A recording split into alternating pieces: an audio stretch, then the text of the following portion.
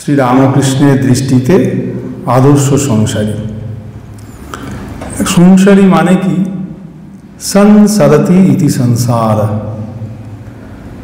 সংসরতি ইতি সংসার।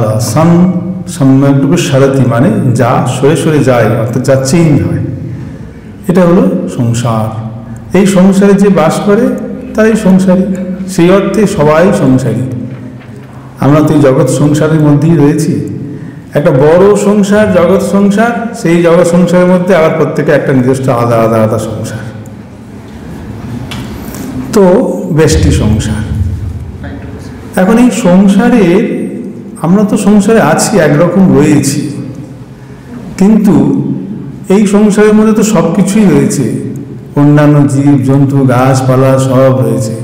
মানুষ এই মানুষের মতন রয়েছে, এদিকে কুকুর ছাগল বেড়াল অমুক তমুক কত রকমের জন্তু জানোয়ার রয়েছে, গাছপালা সব রয়েছে, সবাই তো এর মধ্যেই রয়েছে।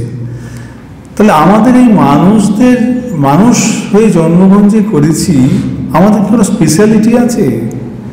আমাদের কিছু আলাদা কিছু করতে হবে নাকি ওই যেরকমভাবে চলছে সব ওই জন্য অন্যান্য জন্তু জানোয়ার যেমনভাবে চলছে, খাবার চেষ্টা, খাবার গ্রহণ, বংশবৃদ্ধি আর মৃত্যু, জন্ম, খাবারের জন্য তারপরে করা আর বংশবৃদ্ধি করা আর মৃত্যু, এই কি আমাদের জীবনের উদ্দেশ্য?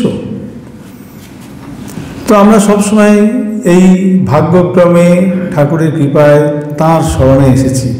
আমরা একটুকু জানতে পেরেছি যে না, ওই পশুর জীবনযাপন আমাদের জন্য নয়। আমরা মানুষ হয়ে জন্মেছি এবং আমাদের মানুষ হতে হবে আমাদের জন্য আলাদা একটা আছে। কি? ঠাকুর এসে বলে দিলেন যে মনুষ্য জীবনের উদ্দেশ্য হলো এই জন্ম বংশবৃদ্ধি আর মৃত্যু নয়। মনুষ্য জীবনের উদ্দেশ্য হলো নিজেকে জানা, মুক্তি লাভ, ঈশ্বর লাভ। এই ঠাকুর বলে দিয়ে গেলেন।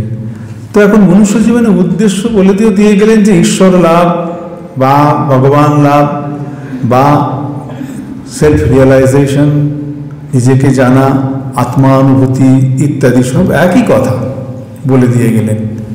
তো কিন্তু সে কিভাবে করব, কিভাবে হবে?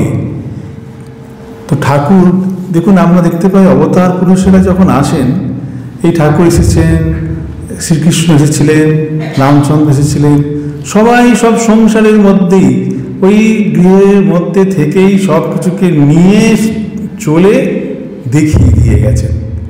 তো অবতাররা আসেন আমাদেরকে দেখিয়ে দেওয়ার জন্য, প্র্যাকটিক্যাল।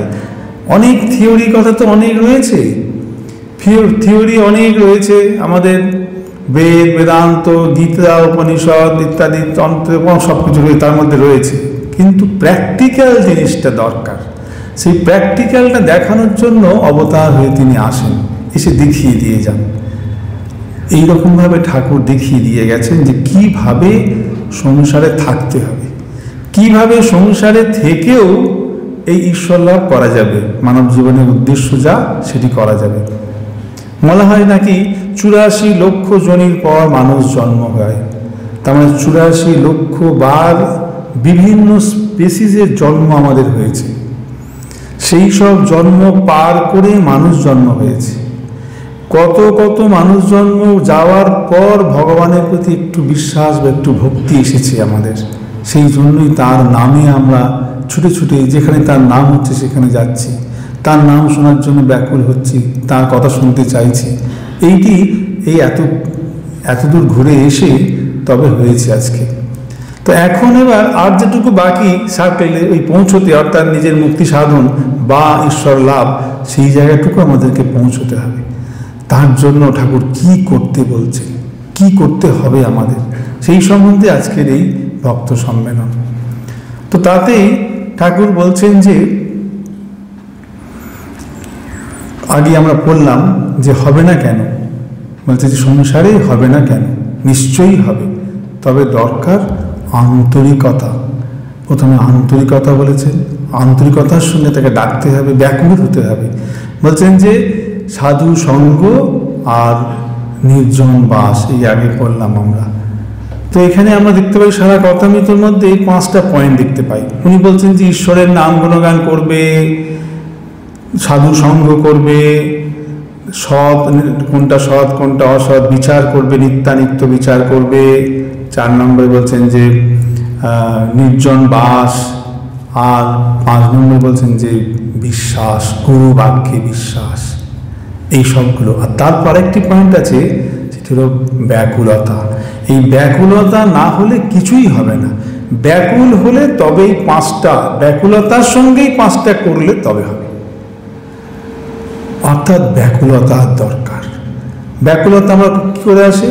যে জিনিসটা আমার কাছে নেই অথচ আমি খুব চাইছি, তখন তো ব্যাকুলভাবে আমরা প্রার্থনা করি, ব্যাকুলভাবে চাই।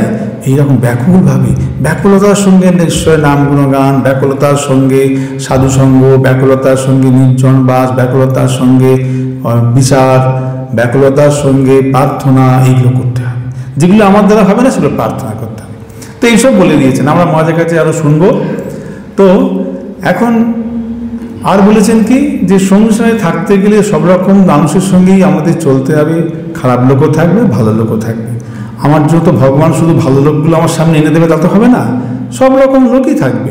প্রত্যেকের মধ্যেই সেই ভগবানই আছেন, প্রত্যেকের মধ্যে সেই নারায়ণই আছেন, নারায়ণই দেখতে হবে। তবে বলছেন দুষ্ট লোকের কাছ থেকে দূরে সরে থাকতে হবে। মানে সকলকে নারায়ণকে প্রণাম করছি, যার সঙ্গে মতের মিল তার সঙ্গে কোলাকুলি চলে, আর যা কিনা দুষ্ট তার সঙ্গে দূর থেকে নমস্কার। দুষ্টরূপী নারায়ণ, লুচ্চরূপী নারায়ণ এসব বলছেন, তো তাদেরকে দূর থেকে প্রণাম করতে হয়। আর যখন যে কাজটা করতে হবে সেই কাজটা পুরো মন দিয়ে করতে হবে।